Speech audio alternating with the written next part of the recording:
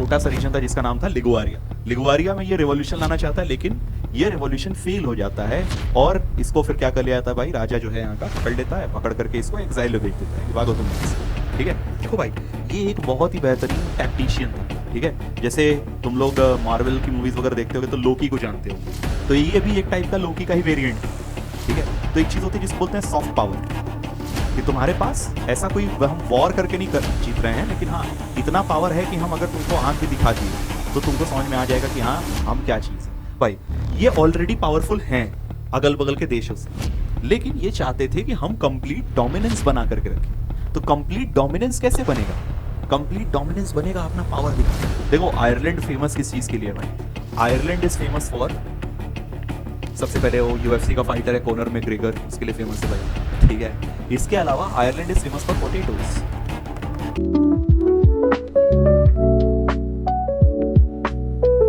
जय हिंद स्टूडेंट्स, आज हम लोग आए हैं rise of nationalism in Europe last part.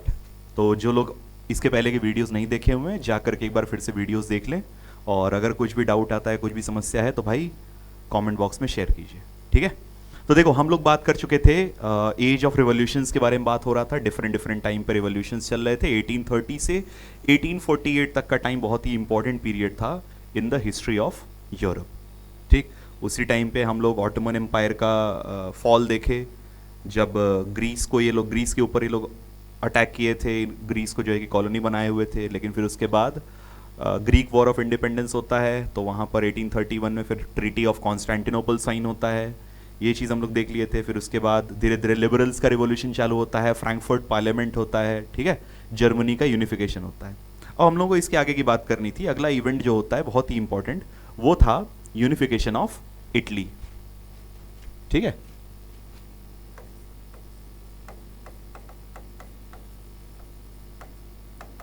Unification of Italy. तो देखो था क्या, इटली जो था वो सेवरल छोटे छोटे किंगडम्स में डिवाइडेड था। छोटे छोटे किंगडम्स में डिवाइडेड होने का मतलब ये हुआ कि मेजरली 3 अलग अलग एम्पायर्स थे जो इटली को रूल कर रहे थे। ठीक है, तो एक था जिसको बोलते हैं हम लोग हैब्सबर्ग एम्पायर। ठीक, हैब्सबर्ग एम्पायर नॉर्दर्न इटली को रूल कर रहा था। इसके साथ साथ इसी में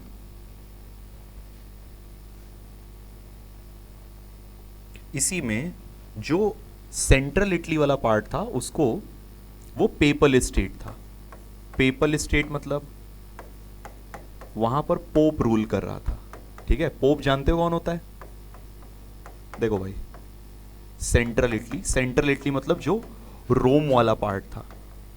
ठीक है, या फिर इस टाइम पे वैटिकन सिटी बोला जाता है, सबसे छोटा देश दुनिया का। उसको कौन रूल करता है भाई?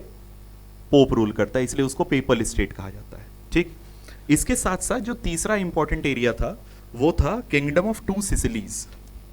ठीक है, किंगडम ऑफ 2 सिसिलीज था। Kingdom of 2 Sicilies bourbon dynasty. अब ध्यान देना, बर्बन डायनेस्टी कोई मामूली डायनेस्टी नहीं था भाई।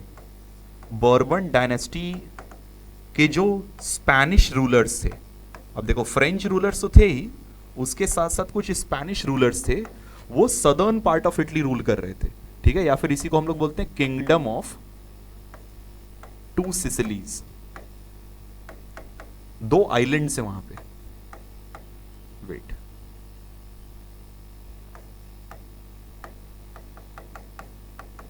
दो आइलैंड से उनको किंगडम ऑफ 2 सिसिलीज कहा जाता है।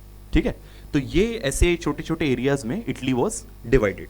अब प्रॉब्लम क्या हुआ? प्रॉब्लम ये हुआ कि यहां पर ये तीनों रीजन्स में कोई भी रीजन ऐसा नहीं था जो प्रॉपर इटालियन प्रिंस जो है कि जिसको रूल कर सके। केवल एक रीजन था इटालियन प्रिंस जिसको रूल करता था, तो वहां पर राजा था जिसका नाम था विक्टर इमैनुअल सेकेंड।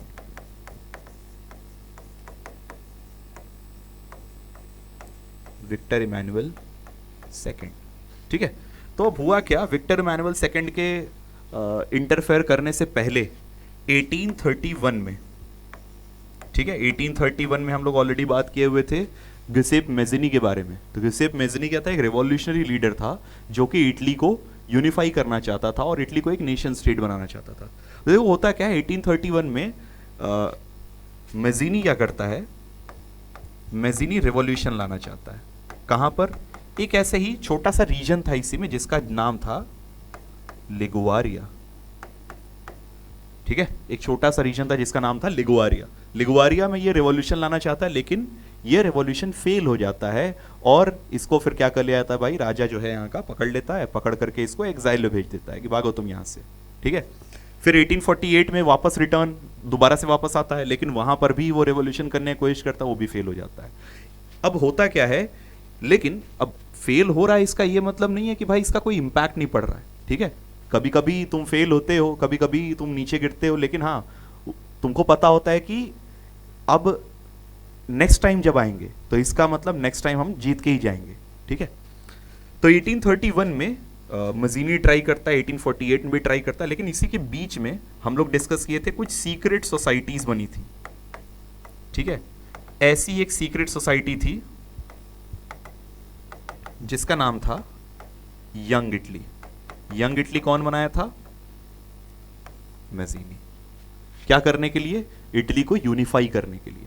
ठीक है, अब देखो क्या करता है, इटली सीक्रेट सोसाइटी बनाता है, यंग इटली बनाता है, लेकिन दोनों बार 1831 और 1848 दोनों टाइम ये रेवोल्यूशन फेल हो जाता है। तो अब विक्टर इमैनुअल सेकंड को लगता है कि हाँ यार बात तो सही है कि इटली को यूनिफाई होना चाहिए, एक इटालियन नेशन बनना चाहिए, लेकिन उसका कंट्रोल किसके हाथ में होना चाहिए, मेरे हाथ में होना चाहिए, यानी कि मोनार्की के हाथ में होना चाहिए। तो अब वो क्या करता है कि अब वो इस पूरे के पूरे इटालियन स्टेट को जो है कि यूनिफाई करने का काम देता है एक आदमी को जिसका नाम था चीफ मिनिस्टर कैवोर।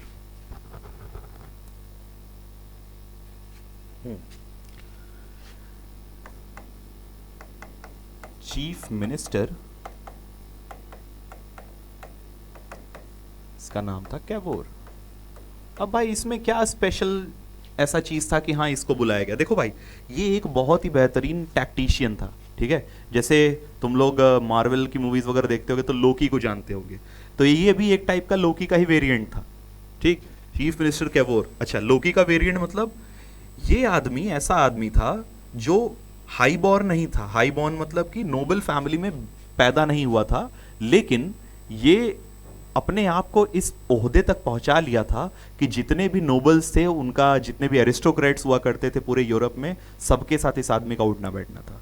ठीक है, तो एक चीज होती है जिसको बोलते हैं सॉफ्ट पावर, कि तुम्हारे पास ऐसा कोई हम वॉर करके नहीं जीत रहे हैं, लेकिन हाँ इतना पावर है कि हम अगर तुमको आंख भी दिखा दिए तो तुमको समझ में आ जाएगा कि हाँ हम क्या चीज है। तो ऐसा ही कुछ आदमी था कैवोर। अब इस आदमी को डिप्लोमेसी बहुत ज्यादा आता था। डिप्लोमेसी समझते हो कि भाई बिना वॉर किए अपने देश का फायदा कैसे कराना है, अपनी बात कैसे मनवानी है। ठीक है, तो इस आदमी को डिप्लोमेसी बहुत अच्छी आती थी। अच्छा, इसी डिप्लोमेसी के चलते ये बहुत बढ़िया दोस्त बन गया था किसके साथ, फ्रेंच रूलर्स के साथ। ठीक है, तो 1848 के टाइम की बात है। अब याद करना, स्टार्टिंग में जो फ्रेंच रूलर्स हुआ करते थे, जो लुइस 16 था, लुइस 16 की शादी हुई थी ऑस्ट्रियन प्रिंसेस से। ठीक, ऑस्ट्रिया हंगरी के कंट्रोल में था। अब हैब्सबर्ग एम्पायर भी किसका है, ऑस्ट्रिया का ही है। ठीक है ना, ऑस्ट्रिया हंगरी का ही है। खैर, तो चीफ मिनिस्टर कैवोर क्या करता है, फ्रेंच रूलर्स के साथ मिल करके ऑस्ट्रिया हंगरी के ऊपर अटैक कर देता है। ठीक है, ऑस्ट्रिया हंगरी के ऊपर अटैक करता है और ऑस्ट्रिया हंगरी से जो भी तुम्हारा हैब्सबर्ग एम्पायर, जो भी नॉर्दर्न पार्ट ऑफ इटली पे कब्जा किए हुए थे ये लोग, उसको क्या कर लेता है भाई, छुड़ा लेता है। इसी टाइम पे एक और बहुत इंपॉर्टेंट रूलर आता है, रूलर नहीं, एक बहुत इंपॉर्टेंट फिगर आता है जिसका नाम था गिसेप गैरिबॉल्डी। अब गैरिबॉल्डी इतना इंपॉर्टेंट आदमी क्यों था? देखो भाई, गैरिबॉल्डी एकदम सिंपल स्ट्रेट समझ लो कि भाई अल्फा मेल टाइप का आदमी था। ठीक, इसको केवल और केवल मारपीट से मतलब रहता था और बहुत ही बेहतरीन मिलिट्री जनरल था। ठीक, बहुत ही बढ़िया मिलिट्री जनरल था। ये क्या काम करता है, ये राजा के पास जाता है, विक्टर इमैनुअल सेकंड के पास, और बोलता है भाई देखो ऐसा है कि हम जो है किंगडम ऑफ टू सिसिलीज उस टाइम पे ऐसा किंगडम था जिसको ये कंट्रोल जिस पे कंट्रोल करना बहुत ही डिफिकल्ट था, ठीक है, क्योंकि वो आइलैंड नेशन था और सेपरेट आइलैंड्स थे, तो एक जगह तुम जाओगे तो दूसरी जगह से लोग तुमको पकड़ के मार देंगे। तो बहुत बार ये लोग ट्राई किए, लेकिन किंगडम ऑफ टू सिसिलीज को ये लोग कंट्रोल नहीं कर पाए। अब ये पूरा पूरा जिम्मेदारी आता है गैरीबाल्डी के ऊपर।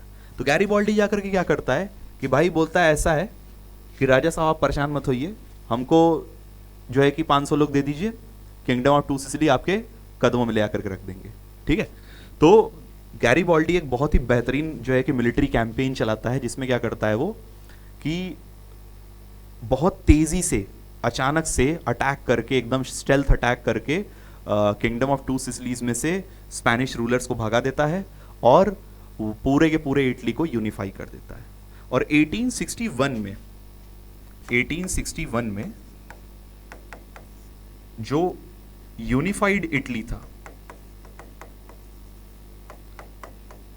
यूनिफाइड इटली का क्राउन जाता है किसको? विक्टर इमैनुअल सेकंड को। विक्टर इमैनुअल सेकंड को किंग ऑफ इटली प्रोक्लेम कर दिया जाता है कि भाई अब से तुम क्या हो? इटली के पूरे इटली के राजा हो, ठीक है। ये क्या बन जाता है? King of Italy.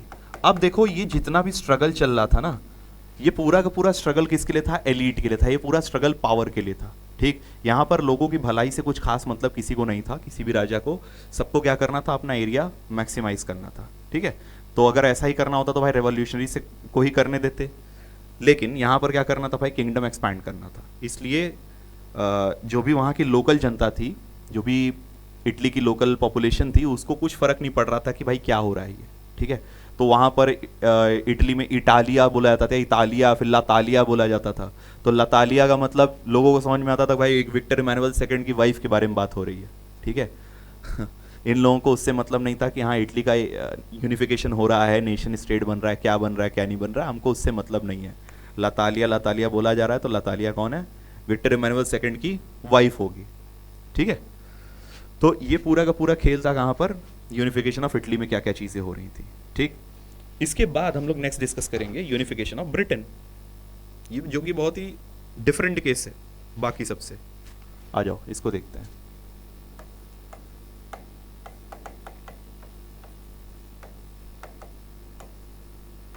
तो देखो यूनिफिकेशन ऑफ ब्रिटेन जानने से पहले इसका थोड़ा सा ज्योग्राफी समझ लो कि जैसे ये दिस इज इंग्लैंड, ठीक है। इसी इंग्लैंड के नीचे वाले एरिया में, सदर्न पार्ट में आओगे तो तुमको एक छोटा सा एरिया मिलेगा जिसको बोला जाता है वेल्स, ठीक। इसके ऊपर आओगे तो इसके ऊपर एक छोटा सा एरिया और आएगा, वेट, हाँ, जिसको बोला जाएगा स्कॉटलैंड। और इसके वेस्ट साइड में तुमको एक और एरिया मिलेगा जिसको बोला जाएगा आयरलैंड,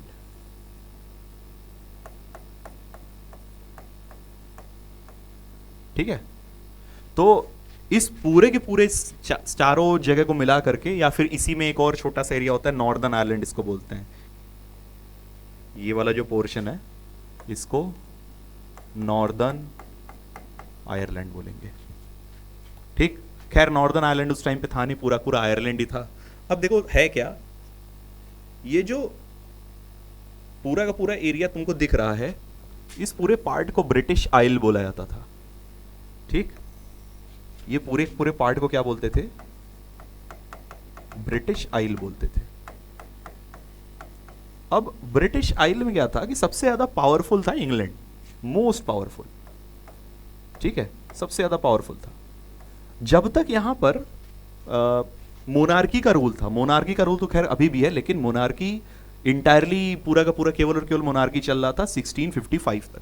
1655 में क्या होता है? यहां पर एक बदलाव आता है। क्या बदलाव आता है? कि यहां पर पार्लियामेंट स्टैब्लिश होता है, ठीक है। 1655 में इंग्लिश पार्लियामेंट स्टैब्लिश हुआ, और इंग्लिश पार्लियामेंट क्या करता है? एक इंपॉर्टेंट चीज करता है। इंग्लिश पार्लियामेंट पावर सीज कर लेता है मोनार्की से, कि भाई अब मोनार्की रहेगा लेकिन नाम का रहेगा, ठीक है। English Parliament seized power. तो अब ये लोग क्या करना चालू करते हैं, देखो भाई ये ऑलरेडी पावरफुल हैं अगल बगल के देशों से, लेकिन ये चाहते थे कि हम कंप्लीट डोमिनेंस बना करके रखें। तो कंप्लीट डोमिनेंस कैसे बनेगा, कंप्लीट डोमिनेंस बनेगा अपना पावर दिखा करके। तो ये लोग क्या करते हैं भाई, वेल्स को ऑलरेडी अपने कब्जे में ले चुके थे, अपने कब्जे में लेकर के क्या बना दिए, United Kingdom of Great Britain बना दिए। अब देखो भाई ये लोग ग्रेट थे कि नहीं थे, क्या थे, इनको कोई ग्रेट बोला नहीं, लेकिन ये खुद को क्या बोल देते थे भाई, ग्रेट ब्रिटेन बोल दिए, ठीक है। इतना बड़ा एरिया भी नहीं था, नहीं इतने ज़्यादा लोग रहते थे, न ही इनके पास इतना टेक्नोलॉजिकल एडवांसमेंट था, फिर भी अपने आप को क्या बोले, किंगडम ऑफ ग्रेट ब्रिटेन बोले। कि मतलब भाई देखो, कोई अगर तुमको सम्माननीय या फिर कोई भी जो है कि अपना नाम के आगे कुछ बढ़िया चीज़ लगाना है, कुछ बढ़िया टाइटल लगाना है, ठीक है, जैसे मान लो हम ही को अपने नाम के आगे ग्रेट लगाना है, तो भाई ग्रेट हमको कोई बोलेगा ना, तभी तो हम लगाएंगे, कि हम अपने आप से अपने आप को ही जो है कि ग्रेट बोल देंगे, अपने आप को ही ग्रेट बोल देंगे, तो भाई उसका कोई मतलब थोड़ी ना, वो तो भाई हम केवल अपना बड़ाई कर रहे हैं। तो वही चल रहा था किसके साथ, इंग्लैंड के साथ। तो इंग्लैंड क्या था, वेल्स के साथ ऑलरेडी अकॉर्ड बना चुका था, साइन कर चुका था। फिर इसके बाद ये लोग क्या करते हैं, स्कॉटलैंड के पास जाते हैं और स्कॉटलैंड को बोलते हैं कि ऐसा है कि अब से स्कॉटलैंड किसका पार्ट बन जाएगा, United Kingdom of Great Britain का पार्ट बन जाएगा, और अगर तुम नहीं बनाए तो हम तुम्हारे ऊपर अटैक कर देंगे, जबरदस्ती वाली बात, ठीक है। अब यहां पर क्या होता है भाई, बहुत सारे लोग अपोज करने की कोशिश करते हैं, लेकिन 1707 में एक एक्ट ऑफ यूनियन साइन होता है। क्या साइन होगा भाई, एक्ट ऑफ यूनियन साइन होगा, कि अब स्कॉटलैंड जो है वो किसका पार्ट बन जाएगा, यूनाइटेड किंगडम का पार्ट बन जाएगा, ठीक है। तो स्कॉटलैंड जब यूनाइटेड किंगडम का पार्ट बना, तो देखो होता क्या है कि स्कॉटलैंड का अपना एक आइडेंटिटी था। अपना आइडेंटिटी मतलब कि जो भी हाईलैंडर्स थे, स्कॉटिश हाईलैंडर्स थे, हाईलैंडर मतलब जो हाइट पे रह रहे हैं, ठीक है ना, पहाड़ी, वो लोग अपना अलग स्कॉटिश भाषा बोलते थे, ठीक है, उनका डायलेक्ट अलग था, उनका पहनावा अलग था। जैसे देखोगे भाई तो जितने भी तुम्हारे स्कॉटलैंड के लोग हैं, उनका नेशनल ड्रेस मेन का स्कर्ट है, ठीक है, स्कर्ट एंड शर्ट, जो बैक पाइपर लेकर के बजाते रहते हैं, तो वो जो है कि अपना स्कॉटलैंड से आया है। तो खैर इनका अपना कल्चर था, इनका अपना लैंग्वेज था, इनका अपना फ्लैग था। लेकिन जैसे ये लोग एक्ट ऑफ यूनियन साइन करते हैं, तो उस एक्ट ऑफ यूनियन से बोला जाता है कि अब Scotland is a part of United Kingdom of Great Britain. तो अब तुमको हमारा झंडा, यानी कौन सा झंडा, यूनियन जैक फहराना पड़ेगा, ठीक है, हमारा नेशनल एंथम गाना पड़ेगा, God save our noble king, ये गाना पड़ेगा। इसके साथ साथ तुमको अपना लैंग्वेज छोड़ करके इंग्लिश लैंग्वेज यूज करना पड़ेगा अपने कम्युनिकेशन में, ठीक है। तो आइडेंटिटी बदल दी गई, इसके साथ साथ नेशनल एंथम बदल दिया गया, और इसके साथ साथ लैंग्वेज इंपोज कर दिया गया अपना, ठीक। और स्कॉटलैंड किसका पार्ट बन गया, यूनाइटेड किंगडम का पार्ट बन गया। अब देखो बात यहीं खत्म नहीं होती है, यही बात खत्म हो जाती तो क्या बात थी। अब यहां पर पारी आती है अगली किसकी, आयरलैंड की। ये पूरे के पूरे एज अ होल इनकी बात आएगी। तो इनकी बात आएगी तो इनमें यहां पे क्या हुआ, यहां पर अब था क्या कि देखो ब्रिटिशर्स जो थे उनका बहुत पहले से ही अपना स्ट्रैटेजी रहा है डिवाइड एंड रूल का। तो ये लोग जहां पर भी देखते हैं कम्युनिटीज में डिफरेंस है, उसको डिवाइड करने का कोशिश करना चालू कर देते थे। अब जैसे यहीं पर ये लोग क्रिश्चियन नेशन थे, लेकिन इसमें भी दो अलग अलग सेक्ट बने हुए थे, कैथोलिक्स एंड प्रोटेस्टेंट्स का, ठीक है। तो अब हुआ क्या कि कैथोलिक्स नहीं चाहते थे कि हम लोग जो है कि यूनाइटेड किंगडम का पार्ट बने, तो ये सब करते क्या, और हाँ कैथोलिक्स नंबर में ज्यादा थे, आयरलैंड में कैथोलिक्स नंबर में ज्यादा थे। लेकिन इंग्लैंड क्या करता है, इनको सपोर्ट करता है, प्रोटेस्टेंट्स को, ठीक है। इंग्लैंड क्या करता है भाई, सपोर्टेड प्रोटेस्टेंट्स, इनको सपोर्ट करता है, इनको वेपन्स देता है, इसके साथ साथ इनको पैसा देता है, सब कुछ देता है, प्रोवाइड करता है, ताकि ये जो हैं इन लोगों को एलिमिनेट कर दें, एलिमिनेट करने का मतलब या तो भगा दे या तो मार दे। अल्टीमेटली होता यही है, क्योंकि भाई पावरफुल देश है, पैसे बहुत हैं। इतने पैसे अच्छे इनके पास आए कहां से? इनका जो कोस्ट लाइन है, ये जो कोस्ट लाइन है, ये बहुत ही बेहतरीन चीज है इनके लिए। It is a rugged coastline. Rugged coastline समझते हो क्या होता है? जैसे मान लो कोई बीच है,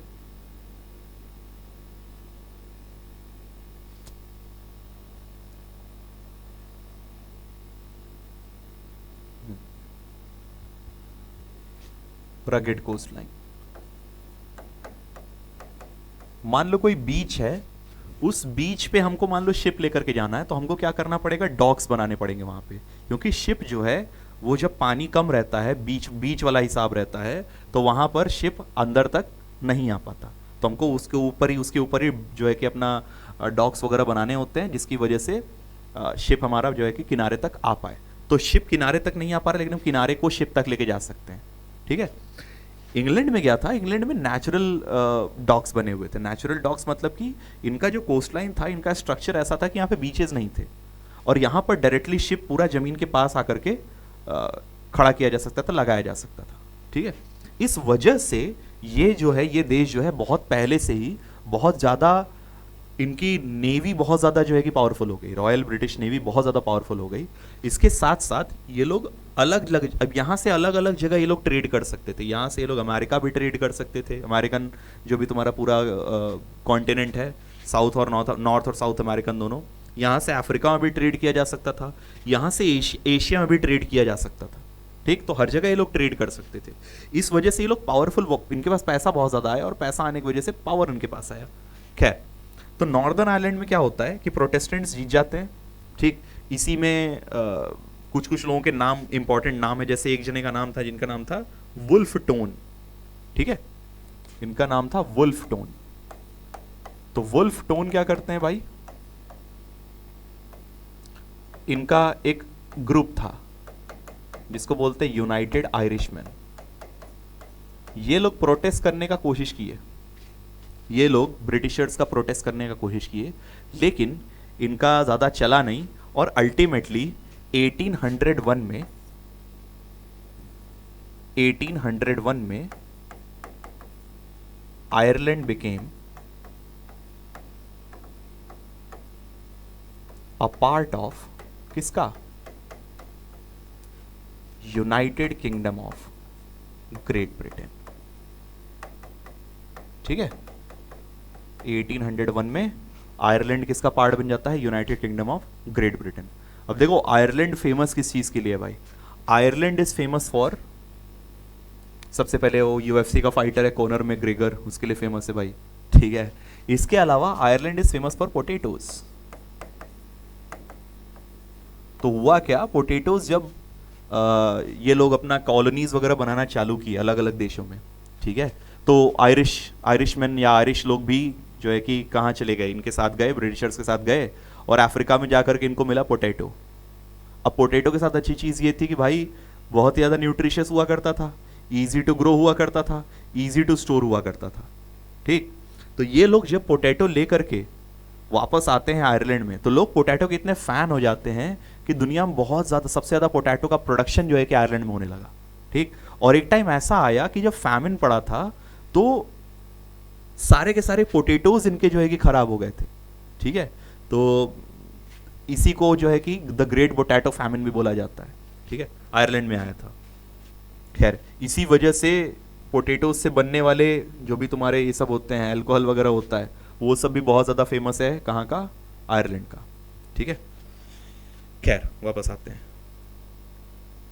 तो जो है कि यहाँ पर क्या हुआ भाई, यूनिफिकेशन ऑफ ब्रिटेन हुआ, लेकिन ये यूनिफिकेशन सही तरीके से होना चाहिए था, लेकिन जो कि हुआ नहीं। ठीक, कहने का मतलब समझना कि भाई यूनिफिकेशन अभी तक तुम किसी नेशन का कर रहे हो, तो वो किसके लिए कर रहे हो, वर्क वो किसके लिए करना चाहिए? वो करना चाहिए उसके लोगों के भलाई के लिए। ठीक है, लेकिन यहाँ पर क्या हो रहा है, यहाँ पर लोगों की भलाई से मतलब नहीं है, यहाँ पर हमको एरिया एक्सपैंड करना है, हमको दूसरे देश को सप्रेस करना है, ऑप्रेस करना है। ठीक है, इसलिए जो है कि यहाँ पर ये किया गया। अच्छा, जब 1801 में एक्ट ऑफ ये साइन किया गया, ट्रीटी साइन किया गया कि आयरलैंड जो है कि ग्रेट ब्रिटेन का पार्ट हो जाए, तो आयरलैंड और स्कॉटलैंड इन दोनों के ऊपर बहुत बहुत बहुत ज्यादा जाती किया गया बाई इंग्लैंड। ठीक है, जैसा हम लोगों के यहाँ कॉलोनाइज किया गया था, एक तरीके से ये आज भी इनको कॉलोनाइज करके रखे हुए हैं। ठीक है, खैर देखो ये सारी बातें हो गई किसकी, कि अब हम लोग ये सारी की सारी बातें हो गई कि कैसे कैसे डिफरेंट डिफरेंट नेशंस का, different different important European Nations का यूनिफिकेशन होता है। अब इसके बाद हम लोग को डिस्कस करना है किसके बारे में, एलेगरीज के बारे में। एलेगरी क्या होता है भाई? एलेगरी देखो, किसी आइडिया को पर्सोनिफाई अगर किया जाता है, पर्सोनिफाई मतलब आइडिया को हम लोग इंसान की तरह दिखाते हैं। ठीक है, जैसे आइडिया ऑफ नेशन है, उसको हम लोग किसी इंसान से रिप्रेजेंट कर रहे हैं, तो it means that person is a allegory. ठीक है, अब देखो कहने का मतलब, जैसे हम लोग क्या भारत माता का कॉन्सेप्ट था, ठीक, डिफरेंट डिफरेंट, अभी हम लोग नेक्स्ट चैप्टर में पढ़ेंगे, है ना, नेशनलिज्म इन इंडिया में हम लोग पढ़ेंगे।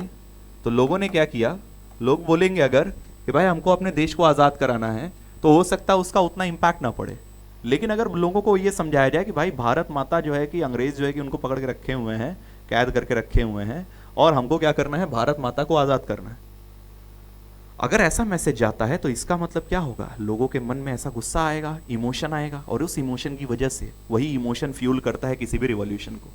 ठीक है, रिवॉल्यूशन अकेले नहीं होता है, कभी भी कहीं पर भी क्रांति हो रही है, वैचारिक क्रांति हो रही है, किसी भी तरह की क्रांति हो रही है, तो वहां पर उसको फ्यूल करने के लिए, उसमें आग डालने के लिए, उसमें जो है कि लकड़ी डालने का काम कौन करता है भाई, इमोशंस करते हैं।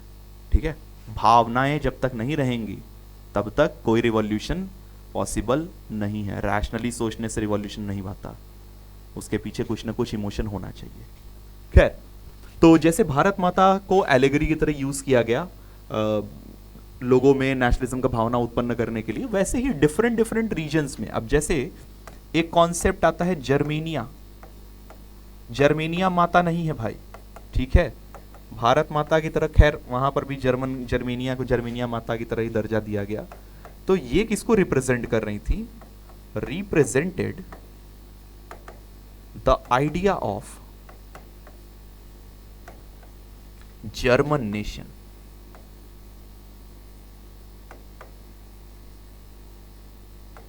ठीक है, जर्मन नेशन के आइडिया को ये लोग क्या कर रही थी, रिप्रेजेंट कर रही थी। कैसे रिप्रेजेंट कर रही थी कि भाई इनके हाथ में थी तलवार, ठीक है, और इसी के साथ साथ ये जो है कि अपना क्राउन पहनी हुई थी, ठीक है, ओक लीव्स का क्राउन पहनी हुई थी, जिसको हीरोइज्म का प्रतीक माना जाता है। ठीक है, ओक लीव्स, ओक एक टाइप का पेड़ होता है, ठीक है, तो उसकी जो पत्तियां होती हैं उससे वो टियारा जैसा बनाया जाता है, ठीक है, क्राउन जैसा बनाया जाता है, तो क्राउन जो है कि पहनाया जाता है इनको।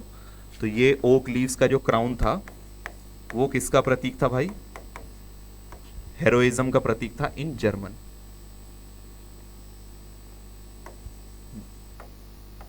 Symbol of heroism. ठीक है, तो यहां पर दिखाया गया कि भाई जर्मेनिया जो है वो क्या है, जर्मन नेशन का एक आइडिया को रिप्रेजेंट कर रही हैं। इसी के साथ साथ एक और कॉन्सेप्ट आता है फ्रांस में। फ्रांस में आती है मारियान। अब देखो फ्रांस कैसा देश था, फ्रांस में कौन सा रिलीजन फॉलो होता था भाई, क्रिश्चियनिटी फॉलो होता था। तो मारियान भी क्या है, it is a Christian name. ठीक है, तो इनको एक क्रिश्चियन वुमेन की तरह दिखाया गया, ट्रेडिशनल क्रिश्चियन वुमेन की तरह दिखाया गया। और मारियान किसको रिप्रेजेंट कर रही थी, represented the idea of French nation. ठीक है, आइडिया ऑफ फ्रेंच नेशन को ये लोग क्या कर रहे थे, रिप्रेजेंट कर रहे थे। तो ऐसे ही डिफरेंट डिफरेंट नेशन के आइडियाज को रिप्रेजेंट करने के लिए डिफरेंट डिफरेंट सिंबल्स का यूज किया गया, डिफरेंट डिफरेंट एलेगरीज का यूज किया गया। अच्छा, इसके बाद देखो अंतिम बात हम लोग करेंगे नेशनलिज्म एंड इंपीरियलिज्म के बारे में।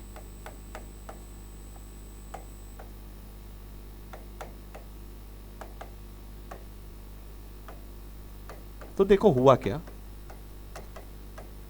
जब ये सोचो कि फ्रांस जैसा देश था, वो जब आज़ाद हुआ, उसका आज़ाद होने के बाद, आज़ाद होने का मतलब जब वो रिपब्लिक डिक्लेयर हुआ, तो उस टाइम पे फिर नेपोलियन जो है कि अपना आता है और आकर के डिफरेंट डिफरेंट रीजन्स में यूरोप के अपना आर्मी लेकर के जाता है, ठीक है, और उसको देखते ही लोग सरेंडर कर देते हैं या फिर वो लगातार बैटल्स जीतते चले जाता है। तो देखो होता क्या है कि जब तुम बहुत नीचे से ऊपर उठ रहे हो, ठीक है ना, जब तुम मोनार्की से ऊपर उठे, नेशन स्टेट बने, तो तुम्हारे अंदर कॉन्फिडेंस आया, एज अ नेशन सबके अंदर कॉन्फिडेंस आया कि हाँ भाई हमारा देश अच्छा है।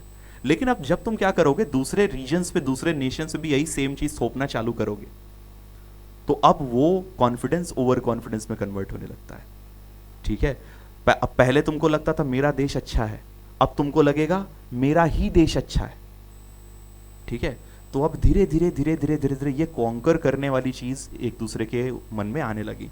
देखो अब इसका शुरुआत कैसे होता है कि जब नेशनलिज्म का चीज अपना स्प्रेड हो जाता है, लेट 1890 की बात हो रही है, ठीक है ना, 1860 के बाद की बात है, 1860 के बाद की बात है। तो यहाँ पे क्या होता है, एक एरिया था जिसको बोला जाता है बाल्कन स्टेट्स,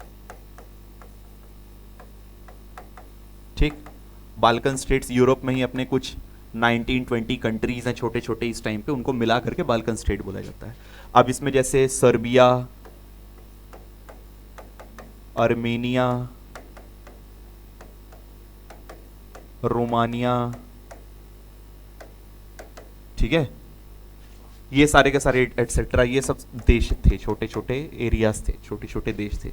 तो पहले क्या था कि इन देशों के ऊपर कंट्रोल था किसका, ऑटोमन एम्पायर का, ठीक है। अब हुआ क्या कि ऑटोमन एम्पायर का पावर धीरे धीरे कम होने लगा, जैसे ये लोग ग्रीस हारते हैं ना, वैसे ही धीरे धीरे पावर इनका कम होने लगता है। अब पावर कम होने लगता है तो यहीं पे इन सारे देशों के बीच में आपस में स्ट्रगल हो जाता है कि भाई कौन पहले आगे बढ़ेगा, कौन पहले आजाद होगा, ठीक। तो अब इस इंडिपेंडेंस की वजह से अब यहां पर क्या होता है, जैसे ही ऑटोमन एम्पायर कमजोर होता है, कोई और यहां पर कंट्रोल करता नहीं है इनको, और किसी और का कंट्रोल नहीं होता है, तो यहां पर एक पावर का वैक्यूम आ जाता है।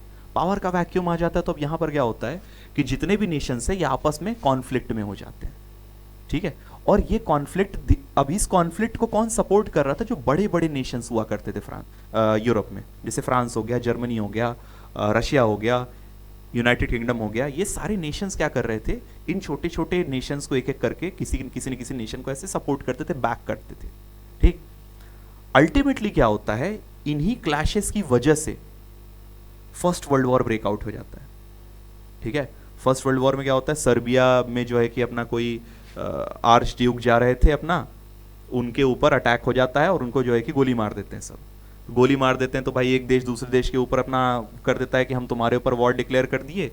अब दोनों के दोनों देश अपने अपने बड़े भाइयों को लेकर के चले आए, अपने अपने बड़े भाइयों को लेकर चले आए। तो भाई जर्मनी का लड़ाई अब होने लगा जो है कि रशिया से, अब जर्मनी रशिया लड़ाई करने लगे तो वहीं पे जो है कि अपना इंग्लैंड भी घुस गया। करते करते करते करते क्या होता है, फर्स्ट वर्ल्ड वॉर में मल्टीपल कंट्रीज के, 3-3 4-4 कंट्रीज के अलग अलग पावर सेंटर्स बन जाते हैं, ठीक है ना, अलग अलग ग्रुप बन जाता है। तो ये लोग आपस में अपना लड़ाई करना चालू करते हैं। अब यूरोप में तो लड़ाई हो ही रहा है, उसके साथ साथ यही लड़ाई अब इनके कॉलोनीज में भी हो रहा है।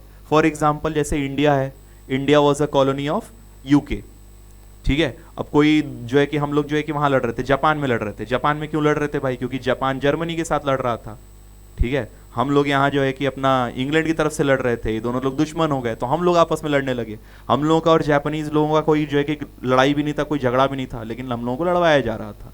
क्यों, क्योंकि हम लोग ब्रिटिश कॉलोनी के पार्ट थे, ठीक है। आज भी इंडिया गेट पे जाओगे तो इंडिया गेट पे जो भी सोल्जर्स हमारे शहीद हुए हैं या फिर लापता अभी तक नहीं मिले, कभी उनका कुछ पता नहीं चला, मिसिंग थे, उन सब का नाम इंडिया गेट पे लिखा हुआ है जो फर्स्ट वर्ल्ड वॉर में हुए थे, ठीक है। तो देखो जाना जरूर, विजिट जरूर करना। और ऑटोमन एम्पायर इनके कंट्रोल किया हुआ था। तो अब देखो होता क्या है कि नेशन बनाओ अच्छी बात है, ठीक है, नेशन बनाओ अच्छी बात है, लेकिन वो चीज कंपटीशन में कन्वर्ट नहीं होना चाहिए कि हाँ हम ज्यादा बढ़िया नेशन बनाएंगे, ठीक है। और ये भी ठीक है, तुम अगर इंटरनली अपने देश के ऊपर काम करो कि हाँ भाई हम अपने देश में गरीबी मिटाएंगे, भूखमरी मिटाएंगे, ये सब चीजें करेंगे, सही करेंगे, व्यवस्था सही करेंगे, इंफ्रास्ट्रक्चर डेवलपमेंट करेंगे, वो सब चीजें सही हैं। लेकिन हम कह रहे हैं कि भाई हम जो है कि हम अगर आजाद हो गए तो इसका मतलब दूसरे देश को भी जाके जबरदस्ती आजाद करेंगे, उनको कोई प्रॉब्लम भी नहीं है, तब भी हम जा रहे हैं, नहीं नहीं हम बीच में पड़ेंगे, ठीक है। तो ये दादागिरी वाला जो चीज़ था ना, ये स्टार्ट हो गया, और अब नेशनलिज्म का भावना थोड़ा सा एक्सट्रीम होना स्टार्ट हो जाता है, ठीक है ना, एक्सट्रीमिज्म आता है। और किसी भी भावना में, किसी भी चीज़ में, किसी भी इमोशन में अगर एक्सट्रीमिटीज़ आएंगी, एक्सट्रीमिज्म आएगा, तो वो फिर बहुत बड़ा नुकसान करने के काबिल होता है। तो होता क्या है, इसी वजह से, इसी इंपीरियल स्टेट की भावना से कि हाँ हमारा देश सबसे बढ़िया है और हम अब पूरे दुनिया पे कॉन्कर करने के लिए पैदा हुए हैं, ये आइडिया आया। इसकी वजह से फर्स्ट वर्ल्ड वॉर भी हुआ, इसी सेम चीज़ की वजह से सेकेंड वर्ल्ड वॉर भी हुआ, ठीक है। और फर्स्ट वर्ल्ड वॉर और सेकेंड वर्ल्ड वॉर में कितना ज़्यादा नुकसान हुआ है, ये जो है कि अभी तक लोग गैस ही करते रहते हैं, और क्वांटिफिकेशन अभी तक चल रहा है, ठीक है। तो कहने का मतलब ये हुआ, ओवरऑल इस पूरे के पूरे चैप्टर में हम लोग क्या क्या बातें किए। हम लोग बातें किए कि यार नेशन क्या होता है, नेशनलिज्म क्या होता है, कैसे नेशनलिज्म की भावना जगाई जाती है लोगों के भीतर, क्या क्या एग्जाम्पल्स रहे हैं, कहाँ से इस चीज़ का शुरुआत हुआ, कहाँ जा कर के एंड हुआ, ये सारी की सारी चीज़ें हम लोग इसमें जो है कि चैप्टर में पढ़े। तो भाई अपनी स्टडीज़ को थोड़ा और इम्प्रूव करो, और बार बार मैं कह रहा हूँ कि नोट्स बनाओ, 1 पेजर नोट बनाओ या 2 पेज में बनाओ। देखो ये बड़ा चैप्टर है, तो यहाँ इसका नोट्स इसमें 2 पेज में या 3 पेज में बनाना है, ठीक है। इंपॉर्टेंट पॉइंट्स लिखने, इंपॉर्टेंट पॉइंट्स लिखने के बाद फिर तुमको आंसर राइटिंग का प्रैक्टिस करना है। अब देखो पहले नोट्स बनाओगे तो तुमको इंपॉर्टेंट चीज़ें याद होंगी, फिर आंसर राइटिंग प्रैक्टिस करोगे तो जो पढ़े हुए हो उसको इंप्लीमेंट करना आ पाएगा, ठीक। ये दोनों चीज़ें अपना बना करके चलो, तब जा करके सोशल स्टडीज़ जैसे सब्जेक्ट में तुमको मज़ा आना स्टार्ट हो जाएगा। और अगर एक बार मज़ा आना स्टार्ट हो जाएगा भाई, तो फिर मार्क्स लाना किसी भी सब्जेक्ट में बहुत आसान काम है, ठीक है। नंबर लाना कला होती है एक तरीके से। मेरा एक दोस्त कहता था कि भाई देखो नंबर लाना एक कला होता है, और सब लोग कलाकार नहीं होते हैं, ठीक। तो केवल मार्क्स लाना हम लोगों का पर्पज़ नहीं होना चाहिए, कलाकार ही नहीं बनना है, उसके साथ साथ उसके पीछे का कॉन्सेप्ट भी समझो। फिर उसके बाद जब इंटरेस्ट आने लगेगा तो मार्क्स अपने आप उठेंगे, ठीक है। तो चलो भाई, जय हिंद। और जो भी तुमको डाउट्स वगैरह हो, जो भी तुम और वीडियोस जो भी चाहते हो, जिस पर्टिकुलर टॉपिक पे चाहते हो सेपरेट वीडियो, वो भी जो है कि अपना कमेंट सेक्शन में शेयर करो और पढ़ते रहो। जय हिंद।